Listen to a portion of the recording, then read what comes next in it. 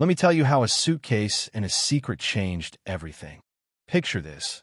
I'm standing in my own doorway, suitcase in hand, my son Derek blocking the exit like a human stop sign, his arms crossed, that same look on his face like he's just discovered gravity and now everyone else is stupid for not getting it sooner. His wife Tanya's right behind him, quiet but victorious, and I can see in her eyes she's been waiting for this day a long time. Their house, which used to buzz with laughter and Sunday dinners, suddenly feels like a tomb with the windows shut tight in broad daylight. "You should have told us, Ma," Derek says, like this is a family intervention, not an eviction. "You've been eating our food, just sitting here doing nothing." Tanya jumps in right on cue. "We can't keep carrying you, Mama. We've got our own kids to think about." And Derek just nods. No pushback. Not a word about the years I scrubbed motel floors so he could go to college or the meals I skipped so he wouldn't have to. That's the thing about family, they only remember the chapter they walked in on. You know what I mean? So I left.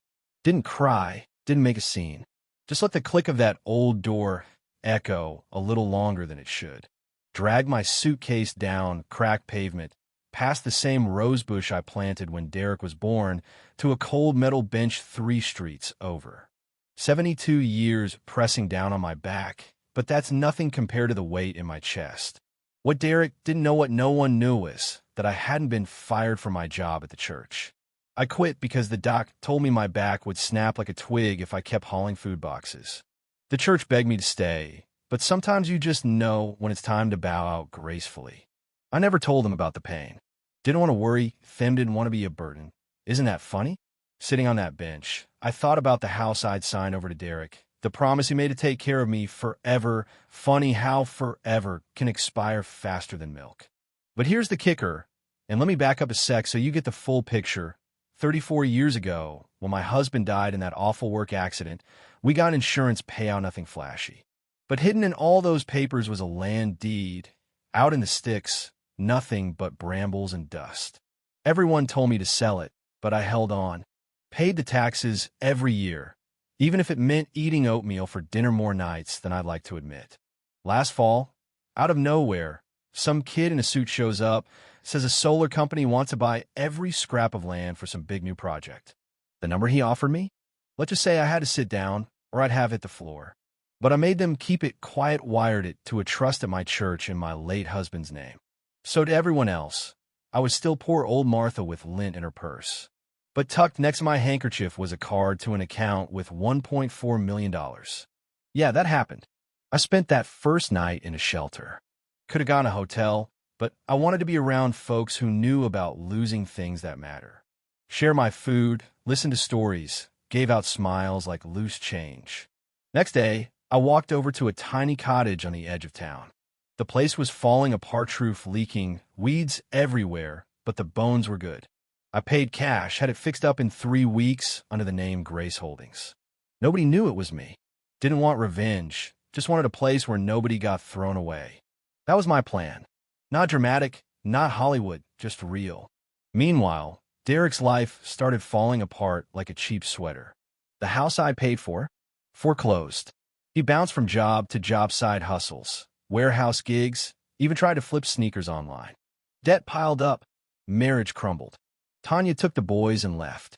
One day, Derek sitting on a cot in a friend's basement, staring at a flyer from the library. Martha's Table Meals, shelter, and support for families in need. My name, bold as brass.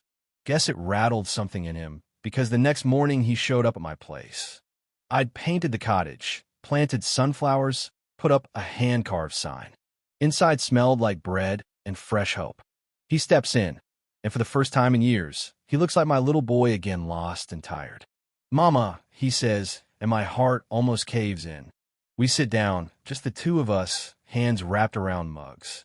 "This place, it's yours?" he asks, eyes darting around like maybe I'm hiding some other secret. I nod. He says, "I thought you had nothing." I tell him, I had peace and enough. He stares into his coffee, asking why I didn't tell him about the money. Would it have changed anything? I ask. He doesn't answer, and the truth hangs in the air between us. I wanted to see who'd stay close when I had nothing to give. I tell him, "That's how you know who's worth building for." He starts to cry. I was awful to you, Mama. I just reach over and squeeze his hand. You lost yourself for a bit, but that doesn't mean you can't find your way back. From that day on, Derek showed up every morning. Fixed chairs, painted fences, started helping with the meals, little by little earning back not just a job, but something deeper our bond. Every Friday, we'd sit on the porch at sunset, just watching the kids play in the yard. No words needed. One evening, I handed him an envelope. Inside was the old deed to our house and the voided check from the land sale, framed.